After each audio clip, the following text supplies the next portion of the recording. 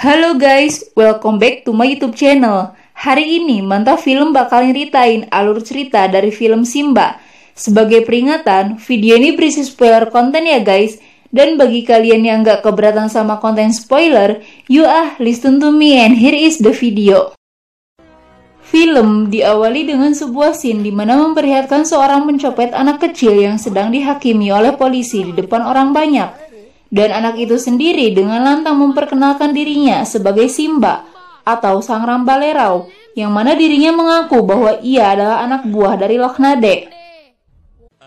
Ketika di kantor polisi sendiri, bos Simba yang bernama Loknade itu ikut dihajar karena mempekerjakan anak kecil sebagai pencopet.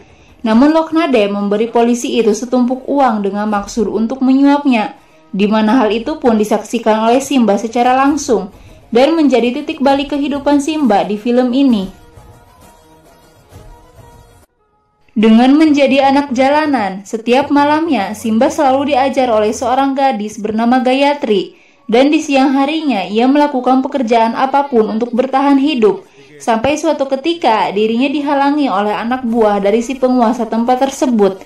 Namun Simba yang begitu berani balik memaki mereka dengan pecahan botol. Durvaranade yang merupakan penguasa tempat tersebut dan memang melihat keberanian Simba itu memberikan kekuasaan atas tempat tersebut kepada Simba begitu saja.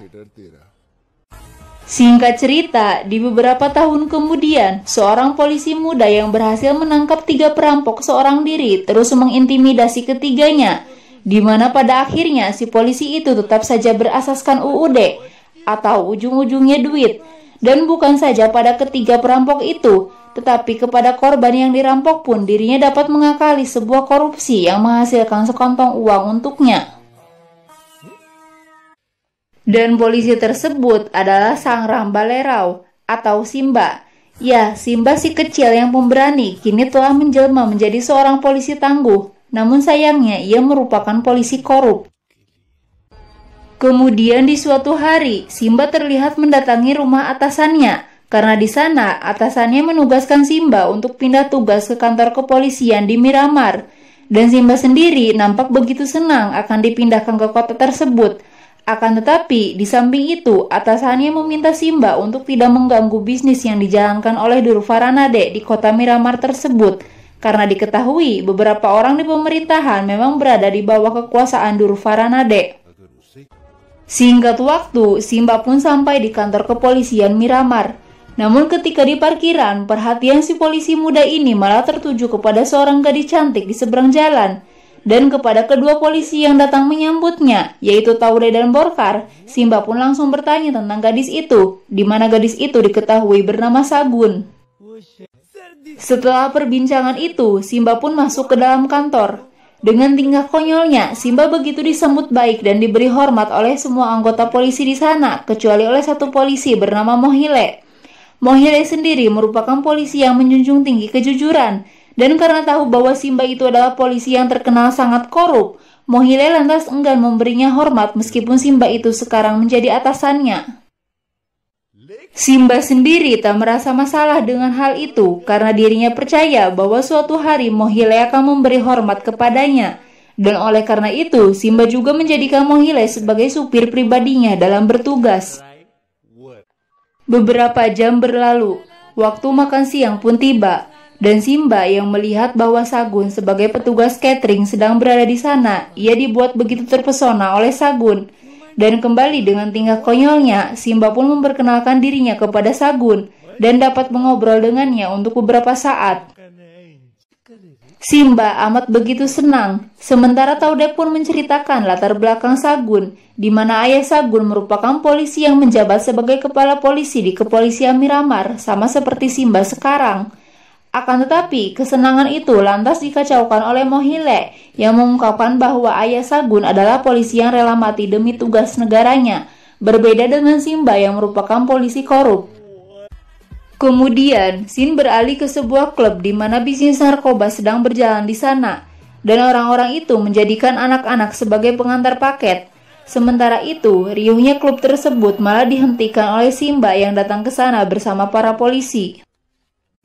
Dengan alasan klub yang melanggar peraturan karena tetap buka di atas jam 12 malam, maka dengan itu Simba mendatanginya. Dan di sini Simba memang sengaja karena bermaksud untuk menyentuh Durva, di mana keesokan harinya Simba pun datang ke rumah Durva secara pribadi, seakan mereka sudah saling dekat. Padahal Durva sendiri tak merasa tahu siapa Simba itu. Kedatangannya begitu dianggap aneh karena Simba yang so akrab dengan seluruh anggota keluarga Durva. Durva pun merasa sangat aneh dengan Simba, namun ia yakin jika Simba akan berada di pihaknya dan mewanti-wanti Simba untuk tetap berjalan beriringan dengannya. Lalu di keesokan harinya, Simba kedatangan Akruti yang ingin melaporkan mengenai bisnis narkoba di mana anak-anak dijadikan sebagai kurir. Dan hal itu ia ketahui dari salah satu anak yang diajarnya. Simba pun menanggapinya dengan sangat baik.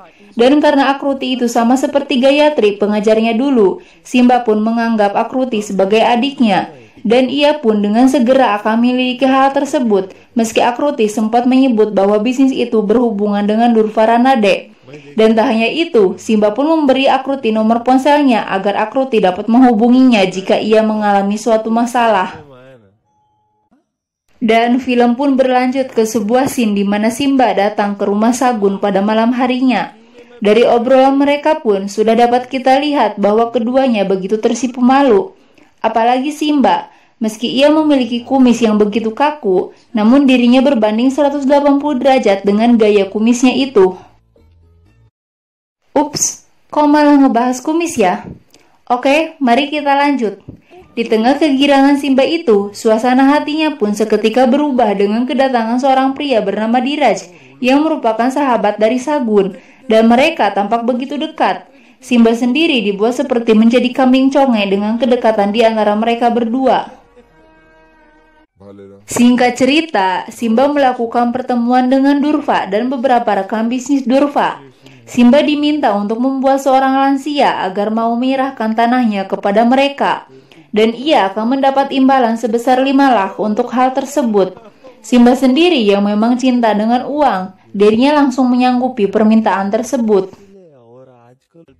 Kemudian di tempat lansia itu sendiri, Simba membujuk lansia itu dengan menakuti bahwa cucunya diculik oleh Durva dan polisi tidak mungkin bisa membantunya. Untuk itu, ia diharuskan untuk melepaskan tanahnya dengan imbalan yang tak seberapa. Mohile melihat hal itu tidak bisa berbuat apa-apa, dan Simba sendiri terus saja mengancamnya. Sampai si kakek lansia itu dengan terpaksa menandatangani surat pelepasan tanahnya demi keselamatan cucunya. Simba yang begitu serakah dan haus akan uang tak pernah peduli apapun kecuali uang. Sekalipun Mohile memakinya dengan mengatakan betapa buruknya Simba selaku polisi. Simba dengan arogan tak pernah mau merasa salah hingga mereka berdua berdebat. Dan Simba balik memaki Mohile yang tak punya apa-apa karena kejujurannya itu. Dan di keesokan harinya, Simba memperlihatkan betapa sulitnya perekonomian Mohile si polisi jujur, di mana putrinya sangat memerlukan biaya untuk melanjutkan sekolahnya, sedangkan Mohile tak mampu mendapatkan uang sebesar itu dengan mengandalkan gajinya sebagai seorang polisi. Kemudian, Sim beranjak ke suasana perayaan ulang tahun Sagun. Di halaman rumah, Simba dan Sagun tampak sedang mengobrol, dan Sagun menceritakan tentang betapa hebatnya ayahnya sebagai seorang polisi, dan dirinya menginginkan sosok yang seperti itu untuk menjadi pendamping hidupnya kelak. Sagun pun menyadari Simba yang begitu basa-basi untuk mendekati dirinya, dan dengan keberanian seorang wanita, Sagun mengatakan bahwa mereka pasangan yang menakjubkan, seraya menegaskan kisah cinta keduanya. Singkat cerita, di malam hari, Akruti yang sedang mengajar diberitahu oleh salah satu anak muridnya yaitu Chotu tentang aktivitas bisnis narkoba yang sedang berjalan. Akruti dibawa ke ruang bawah tanah klub milik Durva, dan memang benar dirinya mendapati orang-orang itu sedang mengemasi narkoba.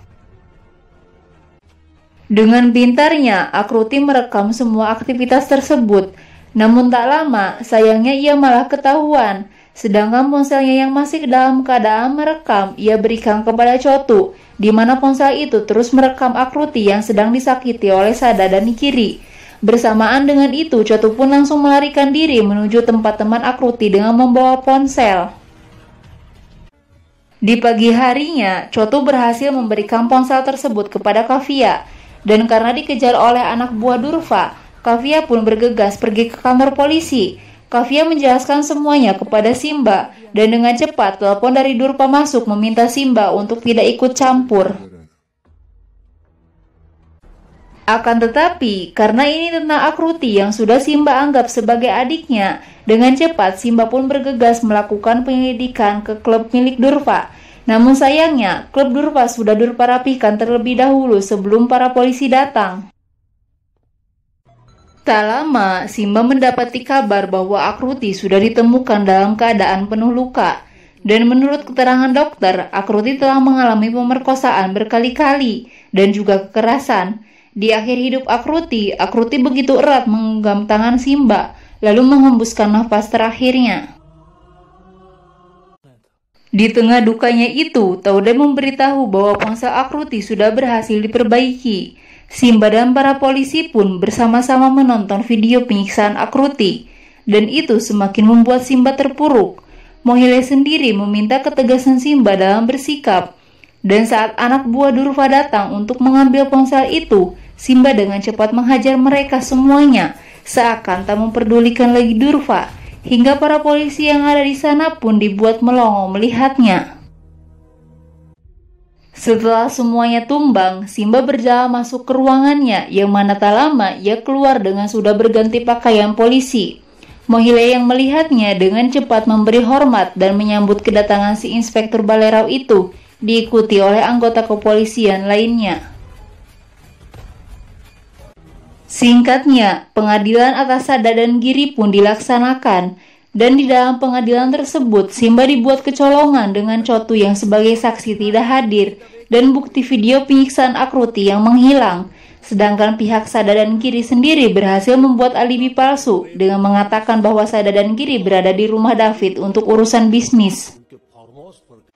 Sebuah perdebatan sengit terjadi. Simba pun tidak tinggal diam dengan mengemukakan fakta mengenai kasus pemerkosaan yang terjadi di India. Simba memohon kepada hakim untuk memberi pihak mereka kesempatan di pengadilan kedua. Lantas dengan beberapa pertimbangan, hakim pun mengabulkannya dan memberi waktu kepada pihak kepolisian selama 2 hari. Mendengar keputusan hakim, Durva pun tidak tinggal diam. Karena dengan kekuasaannya, Simba dipanggil oleh atasannya yang mengatakan bahwa ia akan ditangguhkan dan dimutasi dari Miramar. Simba yang kini sudah berubah mengetahui hal itu tidak membuatnya putus asa begitu saja. Karena dengan bantuan para polisi, Sagun dan yang lainnya, di malam terakhir sebelum penangguhannya, Simba pun membuat sebuah sandiwara epik di dalam kantor kepolisian, di mana itu membuat emosi Sada dan Giri memuncak. Setelah berhasil memancing emosinya, Mohile pun membuka sel mereka dan membiarkan mereka untuk menghajarnya. Maksud Simba sendiri adalah hal itu untuk mengelabui CCTV, dan para polisi bertindak seakan mereka sedang berusaha memisahkan. Namun di samping itu, Taude dan Borkar memanipulasi agar Sada dan Giri terlihat merebut pistol para polisi dan akan menembak. Setelahnya, Simba sendiri melesatkan 2 tembakan ke dada keduanya, di mana itu membuat keduanya meninggal seketika. Dan hal itu pun diiringi dengan bayangan Akruti yang tersenyum.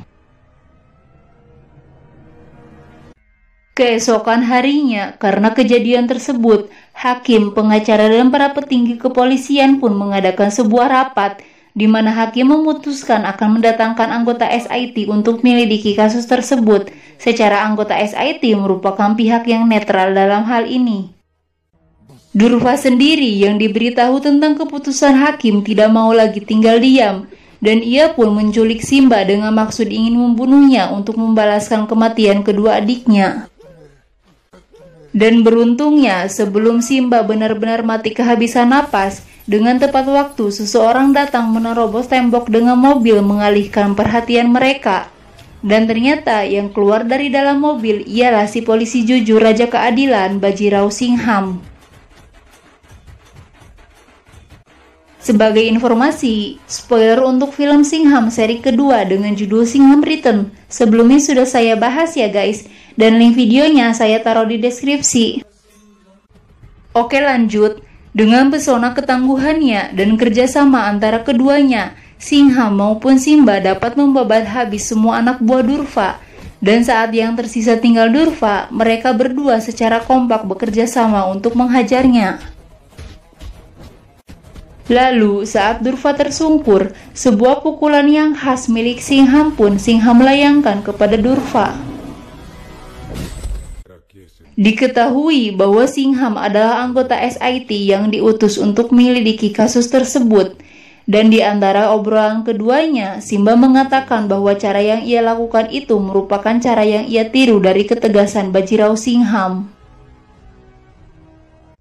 Esok harinya, di pengadilan, Singham mengatakan beberapa fakta hasil penyelidikannya. Singham membenarkan bahwa penembakan yang Simba lakukan adalah upaya pembelaan diri. Dan dengan menghadirkan ibu juga istri Durva sebagai saksi, Singham pun membenarkan kasus pemerkosaan yang dialami oleh Akruti dilakukan oleh Sada dan Giri. Durva yang melihat ibunya berdiri sebagai saksi pemerkosaan Akruti tidak ingin menyangkal semua itu lagi karena dirinya yang begitu hormat kepada ibunya. Untuk itu, hakim pun akhirnya memutuskan bahwa Sada dan Giri terbukti memperkosa Akruti dan penembakan yang Simba lakukan adalah upaya untuk membela diri. Sementara itu, Durva yang terbukti menculik Simba dan berusaha untuk membunuhnya dikenai hukuman selama 7 tahun penjara. Kemudian, di akhir scene, kita diperlihatkan kedua polisi tangguh itu sedang duduk berdua di ruang pengadilan yang sudah kosong. Dan sekali lagi, dengan gaya khas Singham, ia mengatakan bahwa sesekali harus ada polisi gila yang berani untuk menegakkan beberapa keadilan. Dan merekalah dua polisi tangguh milik Rohit Sethi Production, Bajirao Singham dan Sangram Balerau. Dan itulah akhir dari film Simba. So guys, itu alur cerita dari film Simba tahun 2018. Jika suka dengan video ini, bisa klik tombol like dan subscribe channel Mantap Film agar dapat terus memberi dukungan dalam perkembangan channel ini. Akhir kata, thanks for watching, see you on the next video, and I love ya!